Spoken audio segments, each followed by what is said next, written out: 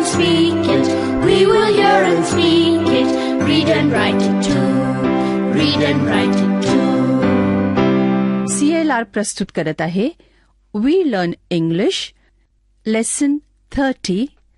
आम्ही इंग्रजी शिकतो पाठ 30. मित्रमैत्रिणींनो, centre for learning resources Pune या संस्थेने इंग्रजी बोलायला शिकणाऱ्या विद्यार्थ्यांसाठी हे पाठ तयार केले आहेत. विशेष करून तुम्ही जरी शाळेत जात नसाल तरीही या कार्यक्रमातून इंग्रजी बोलायला शिकू शकाल. आधीचे पाठ ऐकून तुम्ही इंग्रजी बोलायला सुरुवात तर केलीच आहे. ते पाठ ऐकत असताना तुम्हाला इंग्रजी बोलण्याचीही संधी मिळत होती, आठवतंय ना? आता हे पाठ ऐकतानाही मी सांगीन तेव्हा तुम्ही इंग्रजीत बोलायचंय. तर मग हे पाठ नीट लक्ष देऊन ऐका आणि आणखी इंग्रजी बोलायला शिका. To go a-wandering along the mountain track, and as I go I love to sing with a knapsack on my back. Valerie, Valera, Valerie, Valera, ha ha ha ha ha, Valerie, Valera. Ha, that was fun. Yes, Raigad is a lovely fort. त्या काळात कसा असेल किल्ला? किती शानदार, अगदी डोळ्यासमोर दिसतोय नाही? पण आत्ता रात्री मला नाही आवडणार तिथे जायला. I feel scared. Scared? Why are you scared? Ghost. भूत? What nonsense. You are talking like small children. खरंच सुनीता मावशी, भूत असतात. छे ग.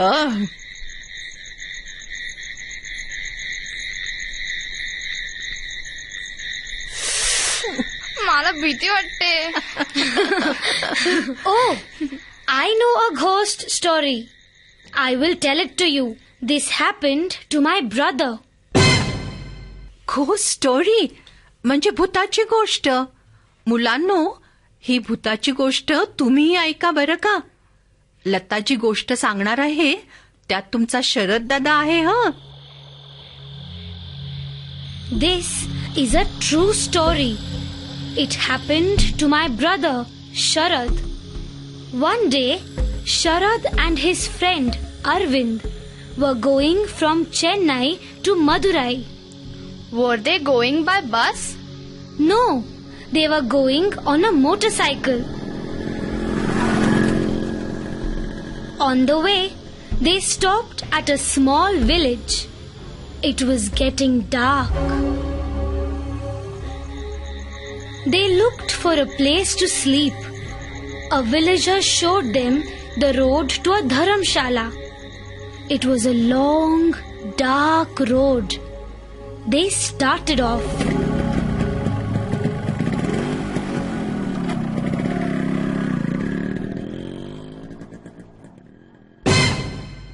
ऐकणाऱ्यांनो, तुम्हाला कळलं ना? शरद दादा आणि त्याचा मित्र अरविंद मदुराईला जाताना वाटेत एका लहान गावात थांबले आणि एका गावकऱ्यांनी दाखवलेल्या रस्त्यावरून धर्मशाळेकडे निघाले. It was nearly 12 o'clock. They reached the dharamshala. The door opened slowly. They went inside. They saw a tall, thin man, all dressed in white. He said, "Come in, come in. I have 2 beds for you. Come and sleep here." And he showed them 2 small beds. ते भूत होतं. ऐकतं खरं. ऐकणाऱ्यांनो, ते दोघं धर्मशाळेत गेले तेव्हा त्यांना काय दिसलं? एक उंच हडकुळा माणूस. त्यांनी त्यांना 2 पलंग दाखवले, पण पलंग अगदीच लहान होते. Sharad and Arvind were very tired and sleepy. They said to the man, "How will we sleep in these small beds?" The man said, "Don't worry, you sleep. Everyone who sleeps in these beds fits the beds. By tomorrow, the beds will be right for you." असं कसं? ते पलंग काय जादूचे होते?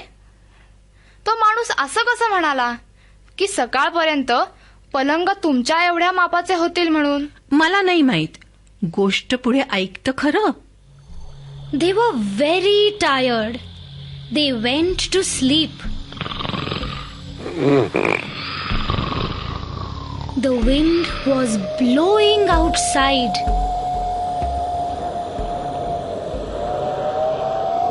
Suddenly, they heard a sound.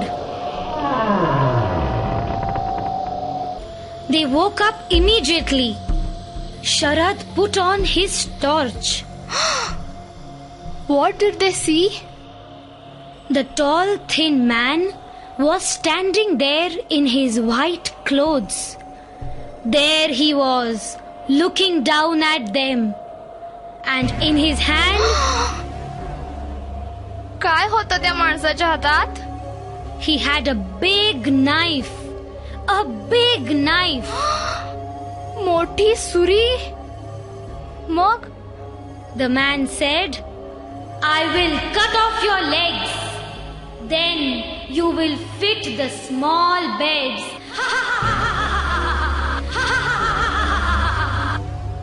म्हणजे तो पाय कापणार होता त्यांचे. पाय कापून त्यांना पलंग एवढ्या मापाचे करणार होता का? Yes. मग काय झालं? Sharad and Arvind jumped up. They grabbed their bags and ran to the motorcycle.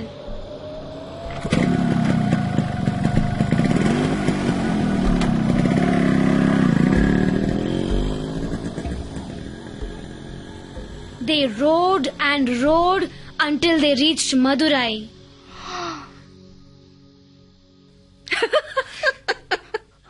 हसताय काय तुम्ही? मला भीती वाटतेय. Lata, is this a true story? Did it really happen? Sharad told me this story. But खरं नसेल. Anyway, it was a good story. मुलांनो, पाठाच्या या भागात नवीन शिकलेले इंग्रजी शब्द आणि वाक्य पुन्हा ऐकायला मिळतील. शिक्षकांनी यांची आपल्या वहीत नोंद केल्यास पाठानंतर सराव करायला सोपं वाटेल. मुलांनो, नीट लक्ष देऊन ऐका हं. नंतर तुम्हालाही असंच बोलायचं आहे. पण आता फक्त ऐका.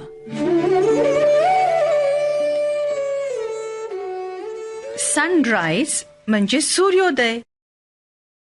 सनसेट म्हणजे सूर्यास्त. हेवी म्हणजे जड. सॉफ्ट म्हणजे मऊ. माउंटन म्हणजे पर्वत. फोर्ट म्हणजे किल्ला. स्पून म्हणजे चमचा. प्लेट म्हणजे बशी. बॉटल म्हणजे बाटली. नाईफ म्हणजे सुरी किंवा चाकू. मित्रमैत्रिणींनो, पाठाच्या या भागात मी सांगेन त्याप्रमाणे तुम्ही बोलायचे. तुमचे टीचर तुम्हाला मदत करतील. जर तुम्ही शाळेत नसाल तरीही माझ्या सूचनांप्रमाणे बोला बरं का.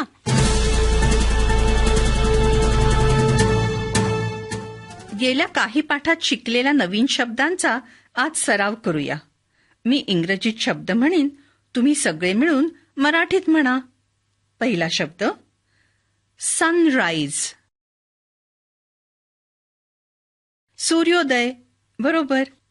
आता सनसेट. सूर्यास्त. गुड. आता हेवी. जड. करेक्ट. आता सॉफ्ट. मऊ. राईट. आता माउंटेन. पर्वत. गुड. बरं, आता मी काही वस्तूंची नावं मराठीत म्हणीन, तुम्ही ती इंग्रजीत म्हणायची. पहिला शब्द चमचा. स्पून. गुड. आता ताट. प्लेट. राईट. आता बाटली. बॉटल. गुड. मग सुरी. नाईफ. गुड. मग किल्ला. फोर्ट. राईट. आता वेगळ्या प्रकारचा सराव करूया. मी मराठीत म्हणीन ते वाक्य एकेका मुलांनी इंग्रजीत म्हणायचं आहे. म्हणजे असं, मी म्हणीन संतोष क्रिकेट खेळला. खेळणे म्हणजे प्ले. मग भूतकाळातलं इंग्रजी वाक्य असं होतं, संतोष प्लेड क्रिकेट. नीट ऐकलं ना? Play, played. तसंच इतर काही शब्दांचाही भूतकाळ असाच होतो, जसं क्लाइंब, क्लाइम्ड. Walk, walked. आता घंटा वाजली की एक मूल उभं राहील आणि माझं मराठी वाक्य तुम्ही इंग्रजीत म्हणायचं. इंग्रजीत म्हण, रेखा क्रिकेट खेळली.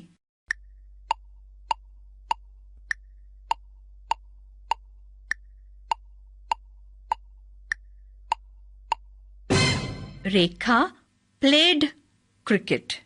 गुड. पुढचं मूल तयार. इंग्रजीत म्हण, काल माझ्या वडिलांनी स्वयंपाक केला.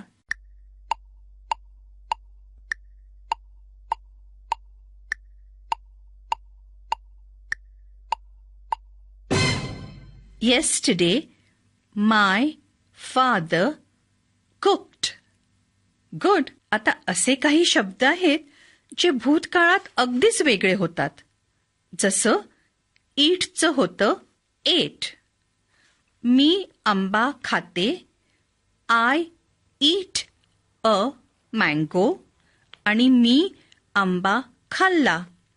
I at a mango. तसंच ड्रिंकचं होतं ड्रँक. कमचं होतं केम. गोचं होतं वेंट. आता घंटा वाजली की एक मूल उभं राहील आणि माझं मराठी वाक्य तुम्ही इंग्रजीत म्हणायचं. इंग्रजीत म्हण, तो दूध प्यायला.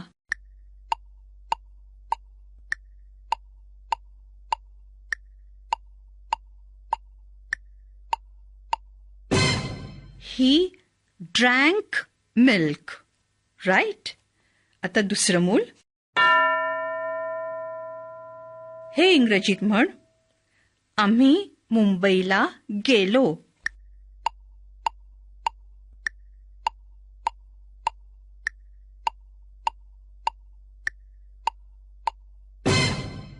We went to Mumbai. Good. आज शिकलेल्या नवीन शब्दांचा सराव आता तुम्ही करा. आपण भेटूया पुढच्या पाठाच्या वेळी.